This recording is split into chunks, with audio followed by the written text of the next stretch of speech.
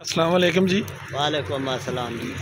सेहत भी ठीक है? अल्लाह पाक दा करम। अच्छा, एक साडे ना ये दुकान के सामने ही एक दोस्त है सन मिल गए ते इन्हां भेडू रखे हैं काफ़ी तादाद च। इन्हां कोलों असीं पता किया कितना अरसा हो गया ते ये आखदे न असीं ना मतलब शुरू तो ही साडे आबा अजदाद शुरू तो ही ये भेडू रखते आ रहे हैं ते ये असीं इन्हां कोलों पता किया आखदे न असीं साडा मोंग नाल तल्लक है ते भेडू असीं रखे हैं। ते एक इत्थे एक पीस है बड़ा बड़ा है, देख सकते हो जी। है मैं पता किया कि इस भेडू का कितना वज़न है, रेट शेट की है। मेरे ख्याल से लाख 1.5 लाख तक इहदा वज़न है, इहदा कीमत है, मुल है। ते मैं कहा जी ये वेखो ये गरीब बंदा ये आदन कि ये असीं ना अल्लाह पाक दे राह देना है, सदका देना है। तो सदके का मैं इन्होंने पता किया भाई तुसी अल्लाह के राह देना तो तुहानू फायदा की होना है।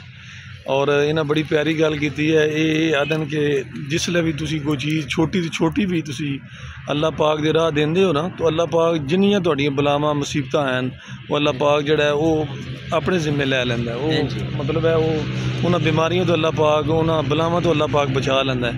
तो मैं इन्हां दी गल सुन के तो मैं हैरान हो गया। और इतना मतलब है प्यार और मुहब्बत अल्लाह पाक की ज़ात नाल।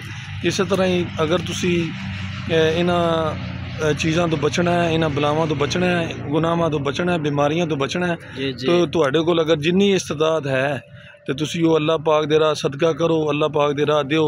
इंशाअल्लाह तुसी बीमारियों तो बचो और जिहड़ियां तकलीफां इन्हां तो बचो, इन्हां बलावां तो बचो। तो मैं कहा चलो इस दोस्त रखे ना शाकिर नाम दस्या पिछे रहीम यार खान दे सरायकी, तो वो इन्हां दी एक वीडियो है छोटी जी नाल बनाई है नाल। मैं क्या चलो तुहानू इन्फॉर्मेशन ये भी दे दईए कि सदका बड़ी अहम चीज़ है। तुसी नाल वेखो जी भेडू वे भेडू कुछ भेडू जिहड़े ने आराम कर रहे हैं ते कुछ भेडू जिहड़े ने नाल नाल जिहड़ी चीज़ उन्हें पसंद है वो खांदे पे। तो मेरे ख्याल है सफ़र इन्हें बड़ा किया है भेडुआ। वेखो यह बड़ा भेडू है, इस नींद भी आई है। एक बिच इन्हां छोटा जिहा बलूंगड़ा है, वो भी मैं तुहानू चेक कराना।